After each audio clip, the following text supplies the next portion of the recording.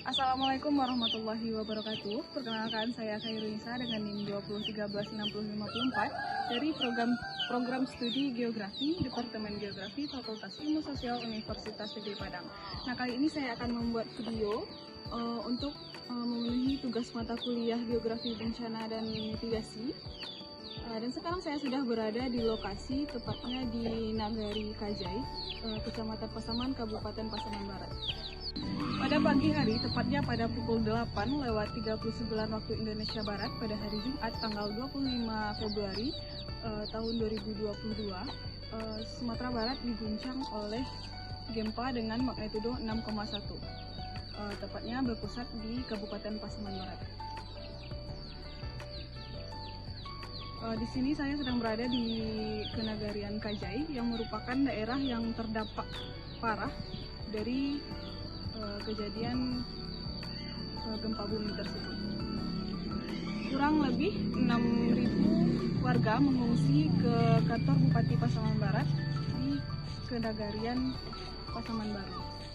Berdasarkan data yang saya peroleh dari BNPB, mencatat bahwa pada Sabtu 26 Februari pada tahun 2022 telah tercatat total warga yang meninggal dunia sebanyak 8 orang. Luka berat sebanyak 10 orang dan luka ringan sebanyak 76 orang. Dari jumlah warga yang mengungsi, BPBD Kabupaten Pasaman Barat mencatat 5.000 warga di 35 titik yang berbeda di Kecamatan Talamau. Sementara itu, gempa bumi dengan magnitudo 6,1 ini juga berdampak kepada kerusakan bangunan. Total kerusakan yang dipicu oleh gempa bumi ini diantaranya itu rumah rusak berat sebanyak 103 unit, rusak sedang 5 unit, dan rusak ringan sebanyak 317 unit. Fasilitas pendidikan sebanyak 3 unit, balai masyarakat 1 unit, Aula Bupati Pasaman Barat 1 unit, serta kerusakan yang belum terkategori seperti fasilitas ibadah 2 unit, fasilitas umum 1 unit, dan bank 1 unit. Kepala BMKG, Ibu Dwi Korita Karmawati menyebut bahwa gempa bumi Pasaman Barat ini berkekuatan magnitudo 6,1 merupakan jenis gempa bumi dangkal akibat adanya aktivitas sesar Sumatera. Hasil analisis mekanisme sumber menunjukkan bahwa gempa bumi ini memiliki mekanisme pergerakan geser atau strike slip. Artinya, kita memang masih sepatutnya untuk waspada dengan cara mitigasi yang tepat, terutama penataan bangunan tahan gempa bumi. Menurut ahli geologi lingkungan Wisnu Arya Gemilang yang juga dari Lokal Riset Sumber Daya dan Kementerian Pesisir, Pusat Riset Kelautan, Badan Riset dan SDM Kelautan dan Perikanan, Kementerian Kelautan dan Perikanan. Gempa yang terjadi merupakan jenis gempa kerak dangkal atau slow crystal earthquake akibat aktivitas sesar aktif, yaitu sesar besar Sumatera, tepatnya pada segmen Angkola bagian selatan. Hasil analisis mekanisme sumber menunjukkan bahwa baik gempa pembuka maupun gempa utama memiliki mekanisme pergerakan geser menganan atau strike slip dextral. Katanya melalui keterangan tertulis yang diterima bisnis di Padang, Minggu 27 Februari 2022. Dia menyebutkan, seperti yang telah diketahui bahwa Pulau Sumatera menyimpan potensi tektonik yang dikenal sebagai patahan Sumatera, yaitu patahan yang memotong Pulau Sumatera dari ujung utara barat di Aceh hingga ke selatan di Lampung. Menurutnya, hal itu bukan sebagai ramalan atau amaran gempa. Namun, dengan memiliki pengetahuan, maka diharapkan akan sedikit mengurangi kepanikan dan kita menjadi lebih tahu dan lebih siap tentang apa yang harus dikerjakan. Patahan Sumatera ini sangat tersegmentasi dan terdiri dari 20 segmen geometris yang didefinisikan utama, yang berkisar panjang dari sekitar 60 sampai dengan 200 km jelasnya. Wisnu menyebutkan panjang segmen itu dipengaruhi oleh dimensi sumber gempa dan telah membagi menjadi patahan-patahan lebih pendek yang secara historis telah menyebabkan gempa dengan kekuatan antara 6,5 hingga 7,7. Berdasarkan peta historis gempa Sumatera, bahwa lokasi kejadian gempa pada Pasaman Barat ini merupakan daerah sekitar titik segmen yang pernah terjadi gempa dengan kekuatan 6,8 skala Richter pada tahun 1926. Bahaya gempa tidak pernah muncul sendirian. Kita tahu gempa menyebabkan retakan-retakan yang mungkin terjadi longsor akibat dipicu oleh hujan. Gempa juga dapat diikuti oleh dampak bencana lainnya seperti likuifaksi atau pencairan tanah. Selain itu juga memicu tsunami. Tentunya peta bahaya di gempa terjadi tidak sekedar bahaya goyangan gempa saja sebutnya.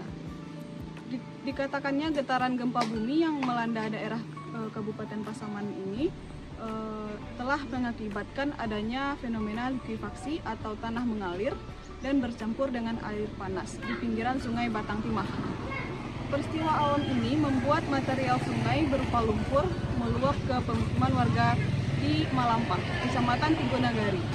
Material lumpur dari Sungai Batang Timah itu meluap ke pemukiman warga dan menimpa sejumlah rumah. Apalagi melihat beberapa bukti longsor yang terjadi di lereng Gunung Talamau. Gunung Talamau mempunyai elevasi puncak tertinggi di Sumatera Barat. Akibat gempa pada hari Jumat lalu, sekeliling aliran sungai di gunung berpotensi mengalami retakan dan longsor, hingga material longsor masuk ke badan sungai dan terbawa aliran sungai ke hilir. Jadi, berdasarkan sudut pandang geologi, Kabupaten Pasaman Barat ini selain dilalui oleh segmen patahan Sumatera yang berpotensi mengalami pergerakan lempen dan menimbulkan gempa bumi, Pasaman Barat juga tersusun atas litologi aluvium, terdiri dari lanau, pasir, kerikil dengan kelulusan sedang hingga tinggi, terutama pada butiran kasar.